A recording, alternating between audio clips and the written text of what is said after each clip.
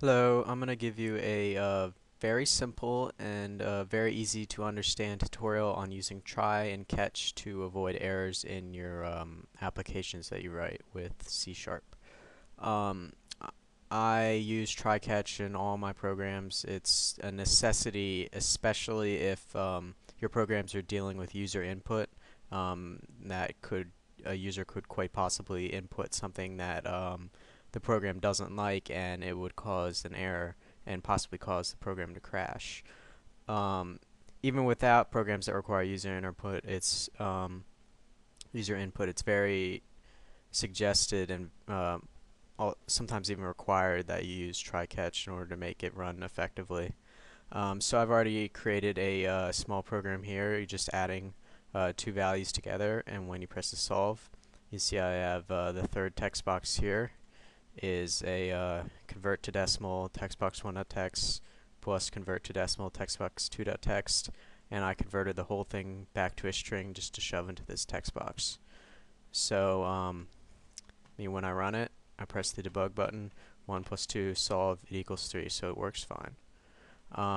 But what we're going to be dealing with is, say a person happens to press the A, so it's 1A plus 2 equals 3. We're going to get here a format exception wasn't handled. Input string was not in the correct form. Now, if you debug it like this and you try it, it's going to show up with this, but it's going to look even worse if you um, have not fixed it in your program and you've already created an exe or something out of it. So I've already actually compiled this program and extracted the exe here. So when we run it like this, it would do 1 plus 2a. It comes up with this little nasty bar, which does not look good in any of your programs. You never want this to happen. And it really confuses the users and makes it so they really don't want to use your programs anymore.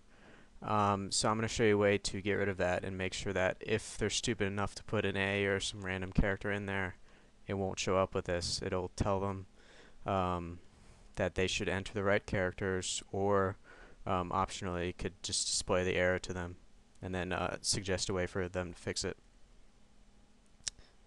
and also not doing the calculation completely. So let's bring up the Visual Studio again.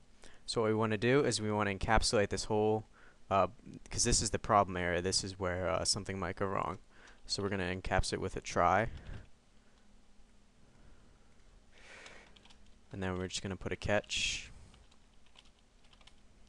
So what's going to happen is it's going to try to do this, and when it throws that error, as we saw before, if someone enters like a letter, it's going to skip over it. It's not going to do it, and it's going to go straight to the catch and do whatever's in here.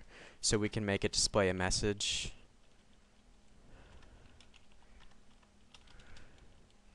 You have entered an invalid character,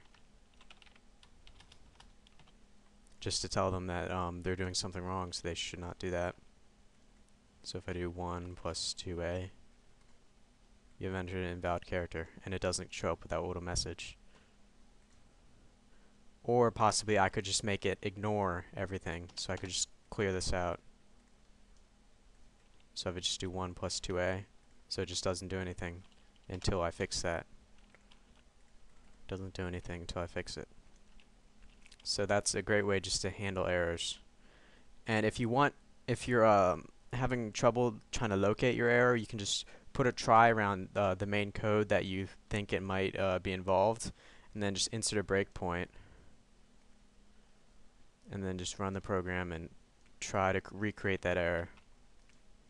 And see, we're stopping it here, and then just step through it with the F10 or F11 button.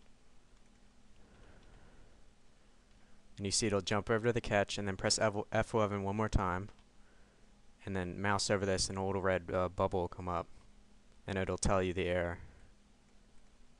And it's just an easy way to figure it out. Sometimes if you run a program, and it might not always stop you when you're debugging like I did earlier. It might be undetected, and this is a great way to catch it, just so you can fix it so there'll be no errors in the future. And then another thing you can also do is, if you want to display the error to the user rather than in that strange bar, or alternatively, if that box doesn't show up, which is the case, and you still want to display the error, you can just add a parentheses and then do exception and create a name for your exception. E is commonly used, and then just do message box show E dot and then it's one of these message. And looks like I already used E before, so we're just gonna change that to X. Try. Alright, it builds fine. So 1, 2A. So it'll just display that rather than the other box. And that's just a very simple tutorial on try and catch. If you would like to learn anything else about C# or Visual Studio 2008, leave a comment. Make sure to subscribe to all my videos, and make sure to visit my website and my forum. They are both in the description. This is Quack, Ware signing out.